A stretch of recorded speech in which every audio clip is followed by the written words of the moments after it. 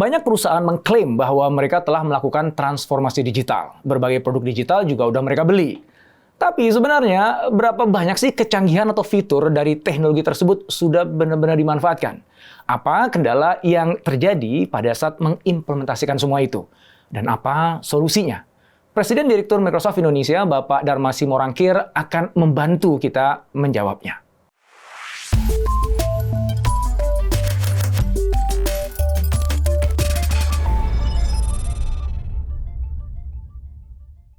Bang Dharma, kan nih Microsoft ini lagi revamp ya, mau membongkar ulang produknya dan menyajikan produknya udah beda banget dengan sebelumnya. Ya Microsoft ya, dari yang untuk orang IT pakai ataupun orang di kantor-kantor biasa pakai gitu ya. Copilot sebagai AI akan masuk ke sana. Ini yang saya jadi pertanyaan besar tuh begini, nggak usah deh ngomongin AI dulu gitu ya, nggak usah ngomongin Copilot dulu deh, ngomongin yang sederhana dulu deh gitu, memanfaatkan Excel misalnya gitu. Itu berapa persen sih sebenarnya orang-orang kita itu ya? Nggak usah di Indonesia lah, mungkin global. Ini aku malah pengen tahu datanya dari Microsoft nih. Yang benar-benar memanfaatkan semua fiturnya Excel. Kalau saya mah cuman buat tabel doang, isi itu pun jumlahnya tinggal pakai sum, kadang-kadang saya ngitung manual. Padahal kan itu kan bisa jadi automate dan sebagainya kan. Betul. Ya, terus sama tuh fitur-fitur yang lain yang ada di Office ataupun di produk Microsoft yang lain gitu. Nah, saya ingin diskusi terkait dengan pengoptimalan penggunaan digital tools yang ada di perusahaan. Karena it's not cheap, apalagi kalau karyawannya jumlahnya 10.000 gitu misalnya. Kan bayar kan per kepala, per users, per month gitu ya. Tapi penggunaannya jauh dari optimal. Nah, pertanyaan pertama adalah kalau ada data nih, Bang, pemanfaatan produk-produk Microsoft oleh korporasi itu berapa persen dari actual harusnya? Betul.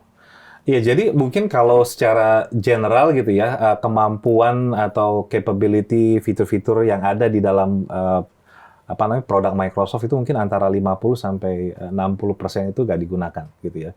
Tapi itu lumayan dong, berarti kepake 40% itu lumayan bagus dong. Betul. Ya, betul. Oh, iya, secara statistik seperti itu. Kemarin di MS Build juga disampaikan ini global average ya seperti itu.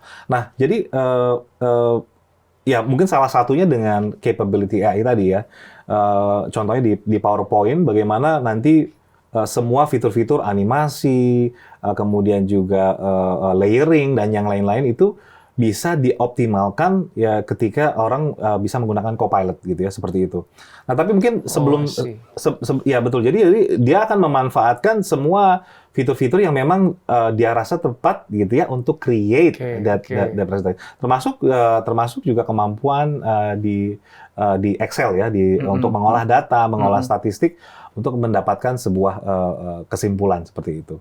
Nah, yang sekarang terjadi adalah bagaimana Microsoft membantu customer-customer kita melakukan adopsi, kita bilangnya, adopsi terhadap teknologi itu semaksimal-maksimalnya. Jadi, dan sebenarnya datanya sangat menarik ya. Jadi, ada salah satu kementerian gitu ya, salah satu kementerian di Indonesia yang sudah mengadopsi teknologi Microsoft dan penggunaannya sangat tinggi sekali.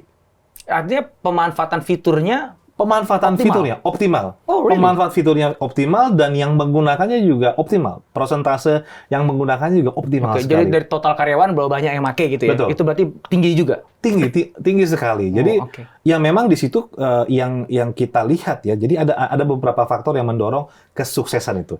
Yang pertama pasti adalah top down. Ya, jadi harus ada intentionally dari manajemen menerapkan bahwa ini adalah investasi yang dilakukan oleh perusahaan, oleh organisasi, sehingga adopsinya itu kan sudah originally waktu dibuat keputusan itu untuk mengadopsi itu kan ada objektif yang ingin dicapai oleh perusahaan. Itu top down. Yang kedua adanya agent of change gitu ya. Agent of change. Jadi agent of change ini adalah mereka yang memang duluan atau earlier untuk mengadopt dan bagaimana mereka bisa mengadopsi teknologi itu, tools-tools itu terhadap fungsinya dia, gitu loh. Jadi dia yang akan menjadi subject matter expert dalam melakukan itu, gitu loh. Jadi apakah memang dia di operation, apakah di HR, apakah kalau selama ini kan hanya di IT aja. Tapi agent of change ini harus terjadi atau champion-champion ini harus terjadi di semua departemen, di semua divisi atau semua direktorat. Seperti itu. Nah, kombinasi itu lalu mengintegrasikan teknologi terhadap bisnis proses. Ini poin yang ketiga yang sangat-sangat penting sekali. Bisnis proses itu sangat bisa sekali dioptimasi dengan mengadopsi teknologi. Contoh misalnya yang sederhana ya. Di Microsoft Teams gitu ya. Kalau sekarang hanya menggunakannya untuk chat atau untuk video meeting gitu ya. Banyak sekali aplikasi yang bisa dikembangkan yang bisa memanfaatkan Teams itu sendiri. Jadi kalau sekarang contohnya saya di Microsoft, approval Teams, itu menggunakan Teams. Jadi saya nggak ada kertas atau aplikasi yang beda atau website berbeda untuk saya menyetujui baik itu expense, baik itu untuk concession, untuk discount dan yang lain-lain melalui Teams. Aplikasinya memang terpisah sendiri tapi terintegrasi ke Teams gitu loh. Nah, saya rasa mungkin hal-hal seperti ini yang kembali lagi ketika orang tidak mengetahui, tidak paham tentang apa kemampuan teknologi itu, makanya dia akan sangat minim adopsinya. Jadi memang arah pertanyaan saya itu pas banget dengan jawabannya Bang Dharma tadi ya. Ke konteks transformasi digital, Bang. Ya kan rame lah semua orang ngomongin transformasi digital. Betul. Apalagi waktu pas pandemi kemarin ya. Yang katanya transformasi 5 tahun jadi 5 bulan gitu ya. 5 bulan jadi 5 hari harus gitu ya. Dan adopsi teknologi itu kan masif sekali. Ya. Salah satu klien saya pakai Microsoft Teams tadi gitu ya. Semua karyawan sekarang pakai Teams gitu. Tapi dipakainya cuma untuk DM-DM-an gitu. Nggak ada bedanya untuk gue kan. Aduh sayang banget. Saya sendiri di perusahaan saya juga udah pakai Teams gitu dan yang aplikasi kayak approval dan sebagainya kayak gitu itu juga udah pelan-pelan lah kita coba integrasikan gitu. Cara dan dengan menggunakan teknologi itu cara kerja kita jadi berubah gitu. Betul. Ya, nggak boleh ada lagi perintah yang disampaikan secara lisan. Semuanya harus pakai Teams dengan teks, dengan mention ini, dengan hashtag ini gitu-gitu ya. Nah, jadi pertanyaannya begini. Banyak perusahaan yang transformasi digital. Dan the first thing they do adalah beli teknologi digital. Ya, contohnya tadi kan, pakai Teams saja deh kita supaya bisa kolaborasi ya gitu kan. Betul. Pakai aplikasi ini supaya bisa ini. Tapi kemudian ternyata itu ya itu tadi nggak optimal penggunaannya gitu dan akhirnya lebih banyak jadi waste-nya. Bahkan beberapa orang frustasi dengan itu akhirnya malah antipati, udah pakai cara lama aja deh gitu, nih susah nih bingung gitu. Padahal problemnya bukan di teknologinya. Nah, kalau aku tadi nangkep problemnya ada dua nih kalau yang Bang Dharma tadi sampaikan. Pertama adalah mungkin nggak clear juga dari sisi organisasinya, diwakili oleh top manajemennya. Ketika lo memilih menggunakan teknologi tertentu, itu dalam konteks kepentingannya apa, itu mendukung strategi apa, gitu. Jadi nggak punya overarching vision terhadap how you use the technology, gitu ya. Pokoknya saya beli aja, karena toko sebelah beli, ya gue beli, gitu ya. Dan yang kedua adalah dipikir setelah dibeli otomatis karyawannya make, gitu ya. Ternyata enggak ya, harus ada change agent tadi, gitu. Jadi membeli teknologi digital itu it's not simple. Belinya sih simple asal ada duitnya ya. Tapi making sure itu kepake secara optimal it's another thing gitu ya. Oke, itu noted ya. Sebelum aku bahas agak panjang lagi tentang gimana caranya perusahaan supaya bisa secara optimal make nantinya. Jadi mendalami yang tadi Bang Dharma sampaikan. Mau berangkat dari kendalanya dulu nih Bang. Gitu ya. Kalau dari sisi organisasi, itu dia punya kendala apa? Ketika misalnya langsung konkret aja menggunakan produknya Microsoft ya. Dari misalnya Azure-nya, ya atau sampai ke yang dipakai Office applications yang dipakai oleh karyawan. Dari sisi organisasinya seringkali kendalanya apa gitu. Yang sehingga ini akhirnya jadi missteps gitu. Jadinya akhirnya nggak pas gitu. Yang kedua di level users-nya, yaitu si karyawannya. Seringkali kendalanya apa ya? Sehingga optimalisasinya tuh rendah gitu. Mungkin kalau saya step back sedikit ya. Kalau transformasi digital itu sebenarnya kalau kita definisikan transformasi bisnis atau transformasi perusahaan yang di-enable oleh digital ya. Digital. Jadi sebenarnya bukan digitalnya yang transform gitu ya. Nah, people like changes. Orang senang changes, perubahan. Perubahan gitu ya. But people don't like to change. People like to talk about changes gitu ya, karena keren gitu ya. People like to talk about changes, but we don't like to change gitu ya. Kita nggak suka. Misalnya kita siaran di studio ini, tiba-tiba harus siaran di tempat lain, kayaknya coming out of our comfort zone gitu ya. Nah itu mungkin, but that's human, right? That's human. Nah ketika melakukan proses transformasi, Makanya tadi tone of the top itu sangat penting. Oke. Kemana perusahaan mau bertransformasi? Menuju apa? Ini kalau ngomongin strategi gitu ya. Do you want to increase your customer service? Do you want to market your products faster? Apa nih tujuan dari perusahaan? Bahkan jangan ngomongin teknologi digitalnya dulu. Jangan ngomongin teknologi digital dulu. Ngomongin strategi bisnisnya dulu. Strategi bisnis dulu. Oke. Kalau di pemerintahan, bagaimana saya bisa melayani publik dengan lebih baik? Dengan lebih baik. Iya. Bagaimana saya bisa, yang gampang deh, kalau ada warga komplain, bisa nggak 24 jam saya terima komplain itu? Bagaimana gitu loh. Nah ini kalau kita belajar nih ilmu dari startup gitu kan, what is the biggest problem dan bagaimana teknologi help solve that problem. Catapult. Iya. Itu yang saya cari melentingkan ya. Melentingkan gitu ya prosesnya gitu. Makanya startups yang sangat sukses atau memiliki diferensiasi teknologi yang besar. Kenapa? Karena they solve problems with technology. Nah, jadi itu yang saya lihat masalah klise yang memang orang sadar oh, perusahaan it takes the top. Ya, nah, baru dari situ bagaimana bisa menyebarkan misi itu ke layer-layer. Sebelum ke layer. Jadi bisa nggak kalau aku analogikan gini nih. Jadi kan teknologi itu tools ya kayak gergaji, obeng, paku gitu ya. Ya, lu jangan langsung ke toko bangunan terus gue mau beli gergaji, palu lu mau buat apa dulu gitu. Betul. Buat kandang ayam beda dengan kalau misalnya lu mau buat bangunan 2 tingkat kan gitu kan beda kan ya betul, gitu. Dan betul. Itu bangunannya kan seperti apa kan gitu kan. Jadi defining bisnis strateginya. Betul. Termasuk the best business process untuk achieving the strategy itu harus ditaruh di depan. Okay. Nah, maka teman-teman dari Microsoft kan ada customer success dan sebagainya. Berarti ketika teman-teman tuh di-approach atau meng-approach klien, yang pertama dilakukan bukan nyodorin produknya ya? Tapi help the customers defining itu tadi, business strategy dan sebagainya. Is that so? Benar nggak tuh? Number one, tugasnya tim Microsoft di semua negara adalah listen. Itu kalau tanya seluruh Microsoft di mana-mana, number one tugasnya adalah listen, bukan talk. Right. Oke, ceritain konkretnya kayak gimana? Jadi kita datang misalnya ke tim IT, gitu ya, kita listen, gitu ya. Listennya ya dengan nanya, gitu ya, dengan nanya. Apa memang ya tadi problem yang teman-teman face number one, number two, number three yang memang menjadi prioritas, gitu ya. Lalu kita misalnya pergi ke Direktorat Marketing, kita tanya, what's your number one, number two? We listen, gitu ya. Jadi kita dengar. Karena kita bisa aja datang ke sana, kita bawa, oh ini beli ini. No, we don't do that, gitu ya. At least we don't do that anymore, gitu ya. Tapi we come and we listen. Nah, dari situ kita memiliki empati. Balik empati. Oh, oke. Is that a serious problem yang memang mau dipecahkan gitu ya. Ya kan kalau listnya problem pasti banyak ya, 1 sampai 10 dan everyday gitu ya. Ada competition, ada market changes, structure kompetitif berubah dan yang lain-lain. Tapi itu kita mulai dengan listen. Sehingga dengan listen itu, dengan memiliki empati, kita mulai bisa yaitu apakah memang solusinya itu bisa dipecahkan dengan seperti ini atau apa goalnya. Kadang-kadang teman-teman di banyak perusahaan juga, saya punya problem tapi saya nggak tahu nih problemnya di mana. Mungkin kita perlu deep dive juga nih. What is actually the root of the cause of the problem? Gitu. Sehingga kita nggak lihat symptoms, but we see the root.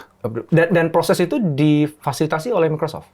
Jadi ya dari kami melakukan itu. Jadi untuk customer kami kita datang, kita we listen to their problems, to what they want. Ya kadang-kadang ya kita ada workshops, ada joint planning session, ya basically untuk mengidentifikasi hal-hal seperti itu. Bahkan untuk di beberapa tempat kami juga untuk yang memang kita lihat akan membutuhkan ini kita ada namanya design thinking session gitu ya. Jadi problem meets, ya, jadi memang harus dibicarakan. Problem harus diutarakan ya, sehingga kalau nggak dibicarakan kan jadi. Kalau misalnya ada customers nih gitu ya, yang repot lah benar mah kayak gitu ribet. Udahlah, gue tuh cuman pengen dibeli ini, udahlah gitu. Gue kan punya duit gitu. Misalnya kan ada juga customer gitu kan, ada merasa tahu apa yang dia butuhkan gitu. But not necessarily itu benar sebenarnya. Bisa jadi Bang Dharma bilang, bentar ya, kalau radar gue sih sebenarnya ini nggak benar nih gitu. Tapi kan dia customer, dia mau beli gitu. Masa kita tolak gitu. Kalau ada yang datang gitu gimana tuh, Bang? Kayaknya nggak ada yang kayak gitu. Ya enggak, jadi ya sama sih. Jadi at certain kalau enterprise buyers are well informed buyers. Jadi sehingga akan ada pasti layers of discussion, keputusan yang memang membuat berpikir. Jadi buat kami dimanapun proses maturity atau proses mereka dalam hal stages of buying gitu ya, kita selalu come back to listen first gitu ya. Sehingga kita mau validate gitu ya, apakah dengan outcome seperti ini this will solve your problem. Yang memang nggak semua openly share. It's up to them, right? It's up to the customer bagaimana ke sana. Tapi kita harapkan sih kayaknya sekarang juga enterprise customer are very savvy ya. Jadi udah melakukan benchmark, udah dia nggak empty-handed lah ketika ketemu Microsoft ya. Ya seperti itu. Sehingga diskusi itu yang dari situ, that's also our source of growth. That's also our source of innovation. Belajar Microsoft dari situ juga. Microsoft juga berinovasi dari problem-problem customer kita. Oke, itu adalah tantangan di level top management, dan Microsoft bisa ngebantu dalam proses listen tadi, asking question, sehingga akhirnya bareng-bareng ketemu kayaknya root problem lu ini deh gitu. And then come up ini solusinya Microsoft kan gitu ya. Nah, sekarang di fase implementasi nih gitu. Nah, tantangan apa nih yang muncul nih ketika udah di-decide inilah teknologi yang akan kita beli dan kita akan implement, next challenges yang harus kita anticipate? Ya, biasanya meng-align antara outcome dengan ekspektasi dari hasilnya gitu ya. Jadi outcome-nya apa, ekspektasinya apa, termasuk juga timeline gitu ya. Nah, ini sebenarnya banyak sekali yang saya mau ini, saya mau ini, saya mau ini, saya mau ini gitu. Jadi banyak sekali fitur atau outcome yang ingin diharapkan muncul ya, diselesaikan gitu ya. Nah, ini come back to tadi being able to reprioritize and prioritize sebenarnya dampak-dampak yang mana yang akan dihasilkan. Contoh mudah ya. Salah satu customer kami dia mau implementasikan Azure OpenAI untuk customer services-nya gitu ya, di Indonesia gitu ya. Wah, ini banyak ya, maunya ini gitu. Tapi mungkin pertanyaan pertamanya adalah datanya ada nggak? Datanya disimpan di mana? Datanya udah rapi belum gitu loh. Jadi solving that it will take both take science and art gitu ya. Nah, disitulah kami terus beriterasi sama customer, sama partner kita juga. Ini step-step apa yang kita perlu lakukan. Ya pasti akan ada nanti quick wins gitu ya, yang memang milestone yang kita celebrate sama-sama, termasuk juga nanti big picture-nya seperti apa. Jadi saya rasa mungkin prioritas terhadap outcome yang ingin dihasilkan. Dan itu Microsoft ambil peran di situ untuk bantu mereka prioritizing features-nya itu ya. Jadi kalau dari Microsoft mulai dari tadi listen, kemudian juga waktu implement, termasuk ketika selesai customer success itu 360 view engagement kita. So udah dapat nih prioritasnya, terus udahlah implement gitu ya. Kalau perlu ada hardware, dibeli hardware-nya, software-nya diinstal gitu, dan kemudian di roll out throughout the companies gitu. Nah, seringkali kemudian yang menjadi kendala apa nih? Sehingga itu nggak benar-benar smooth geraknya, dan ujungnya jadi nggak optimal pemanfaatannya. Ya, jadi kan banyak melakukan asumsi apa outcome dan apa hasil atau respons dari customer, contohnya seperti itu gitu ya. Apa yang dihasilkan udah sesuai dengan yang diprioritaskan, kemudian tapi kok hasilnya nggak sesuai dengan apa yang reaksi atau respons dari customer atau dari produk atau dari sistem yang diminta tuh nggak dapat. Nah, itu ya disitulah agility kan. Disitulah agility bagaimana kita bisa, kan sekarang zamannya itu nggak proses development itu nggak fix, harus sesuai selesai dulu semua fitur-fiturnya, kemudian baru di-deploy, di roll out gitu ya. Enggak. Jadi kalau sekarang tuh ya memang konsepnya MVP kan. Jadi keluarkan gitu, fail fast, learn fast. Jadi langsung di-improve seperti itu. Jadi metode itu dengan metode Scrum dan yang lain-lain itu biasanya itu banyak dihasilkan. Dan kita encourage seperti itu karena dengan begitu ya, karena nggak ada yang tahu. Microsoft nggak tahu, customer pun kita nggak tahu gitu ya. Yang benar adalah ya responsnya dari mungkin pelanggannya, customer kita. Itu yang kita mau coba optimize terus-terusan. Oke. Kalau dari aspek usersnya, ya, bayangkan saya kerja di satu perusahaan terus tiba-tiba mengadopsi satu teknologi digital baru atau satu aplikasi baru yang aku nggak pernah pakai sebelumnya, gitu ya. Terus kan tiba-tiba dari manajemen kan, oke, langsung deh, gitu ya, lo pakai gitu. Nah itu pasti ada challenges tuh untuk dia mengadopsi itu. Saya ingat banget ya, hampir 20 tahun yang lalu kita pernah diundang satu perusahaan global di Indonesia yang punya satu challenge, Bang Dharma. Challenge-nya adalah ini perusahaan global di negara aslinya udah pakai satu set teknologi tertentu. Kemudian di Indonesia disuruh pakai. Tapi bahkan di level BOD-1-nya itu punya keengganan untuk pakai. Gitu. Jadi ada resistensi gitu. Karena ini ribet nih dan sebagainya gitu. Nah, kita tuh diminta dikasih waktu kalau salah 1 atau 2 bulan untuk ngobrol sama para BOD-1 ini supaya mereka mulai mau mengadopsi teknologi baru ini gitu. So, the challenge ternyata it's not about the teknologinya gitu. Ternyata setelah kalau emang agak ada learning curve-nya lah ya di awal pasti ya harus belajar dulu gitu. Tapi once they gini tuh caranya gitu, akhirnya hidup mereka lebih bagus, kerjaan mereka lebih bagus gitu. So problemnya itu adalah justru di awal itu kan. Karena learning curve-nya itu steep tajam sehingga orang udah malas duluan gitu dan belum ada bukti bahwa ini lebih baik dibandingkan sebelumnya. So it's people problem. Bahkan ketika kita udah well defined strategi bisnisnya, bisnis prosesnya kayak gimana, problemnya ada di sini sampai root cause-nya, berarti teknologinya ini, prioritasnya ini gitu. Secara tim IT-nya juga udah rapi banget gitu. Sehingga udah cepat nih di depan komputernya orang atau di gadgetnya si karyawan. Nah pertanyaannya itu dipakai apa enggak kan? Itu udah bener-bener bagus gitu kan. Dan itu akhirnya balik lagi ke manusianya gitu. Nah dalam pengalaman Microsoft, gimana cara terbaik untuk tackling that problems? Ya, jadi mungkin saya share sedikit tentang salah satu culture Microsoft yang lain ya. Kita ada namanya growth mindset. Jadi from a company that knows it all menjadi company yang learn it all. Jadi di Microsoft sendiri transformasi yang kami lakukan ya tadi semua karyawan, semua termasuk CEO dan yang lain harus selalu memiliki growth mindset. Nah, growth mindset itu salah satunya tadi willingness to learn. Gitu ya. Nah, balik lagi banyak sekarang perusahaan juga nggak hanya melakukan transformasi bisnis, sekarang melakukan transformasi culture perusahaan. Nah, mungkin untuk yang memang dan ini bisa dua ya, bisa ya karena afraid survival mode gitu ya, jadi afraid to stay, nggak ada pilihan gitu ya, ya atau memang berubah ketika memiliki modal untuk berubah gitu loh. It's a call out to semua CEO di sana, semua keputusan pengambil keputusan di luar sana. Which one do you want to be? It's a call that you have to make as a business leader. Apakah mau mengubah culture perusahaan, growth mindset? It's always on the top, yang memang di-cascade ke bawah, yang memang akan di-cascade ke bawah. Jadi bagaimana pemimpin perusahaan bisa dan kita udah lihat ya banyak sekali perusahaan Indonesia yang belajar transformation culture-nya Microsoft, mengadopsi bagaimana growth mindset, bagaimana manajer harus memberikan clarity, memberikan energi gitu ya, menciptakan sukses gitu. Jadi hal-hal seperti itu yang saya rasa sangat penting. Nah, tadi kalau kita bawa ke yang lebih besar lagi, bagaimana nih perusahaan-perusahaan Indonesia bisa menjadi perusahaan-perusahaan dengan competitiveness yang globally bisa compete. Ya, kita percaya Indonesia bisa jadi Indonesia maju 2045 kalau perusahaan-perusahaannya perusahaan-perusahaan global, gitu ya, nggak hanya pemerintahnya yang besar, tapi juga perusahaan-perusahaannya besar.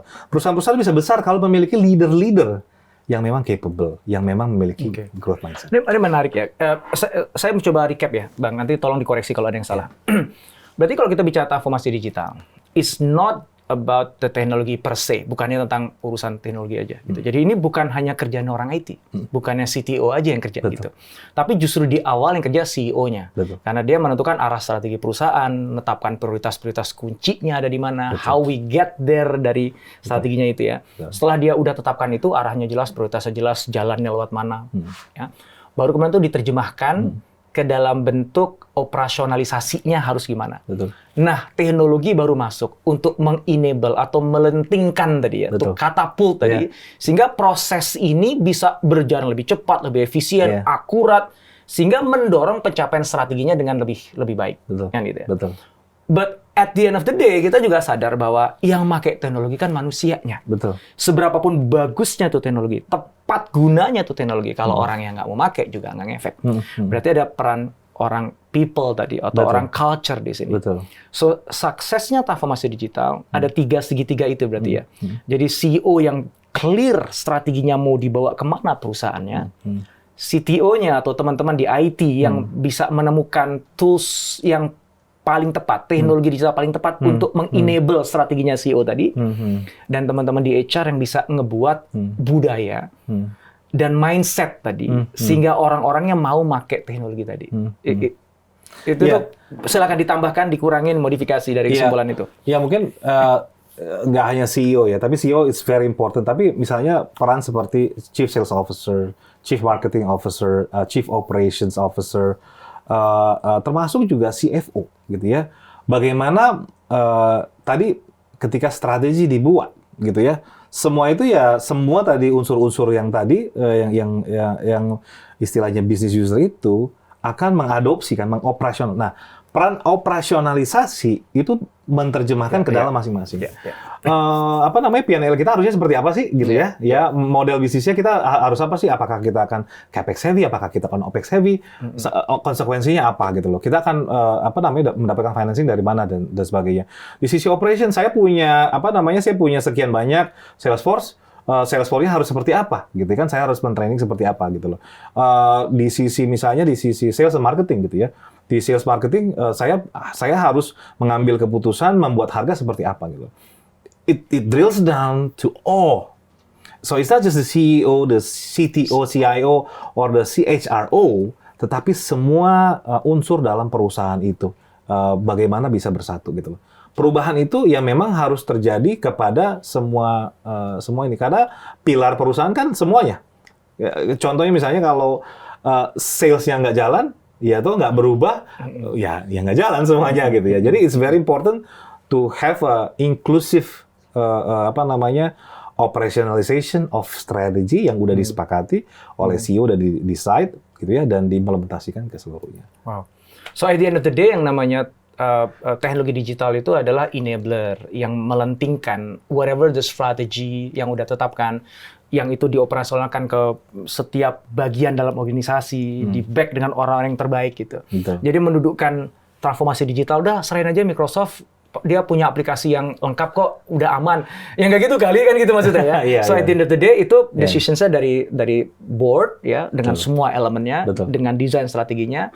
Microsoft atau siapapun lah perusahaan teknologi company yang lain di sana hadir sebagai enabler. Artinya dudukan itu tuh menjadi krusial ya untuk dipahami oleh leaders ya. Betul. Dan adanya teknologi itu membuat informasi itu very transparently and accessible. Sehingga kalau saya di sales organization, saya bisa melihat secara cepat dengan teknologi bagaimana performance penjualan produk tertentu di daerah tertentu saat tertentu gitu loh. Sehingga dengan adanya itu saya bisa lebih inovatif. Jadi sekarang kita lihat trennya juga decision making. Jadi contohnya misalnya HR melakukan rekrutmen atau hiring atau talent development sesuai dengan ini. Jadi Satya Nadella bilang bahwa every company will become a software company, a digital company. Every company will become a digital company. Artinya apa? Digital company itu adalah perusahaan yang membuat keputusan berdasarkan data. Being able to conduct their business through digital technology, through data. Nah, jadi tidak hanya CEO, CTO atau CIO, tapi semua unsur perusahaan will become a digital arm. Wow, makasih banget Bang Dama untuk sharingnya, belajar banyak hari ini. Terima kasih buat kesempatannya. Thank you.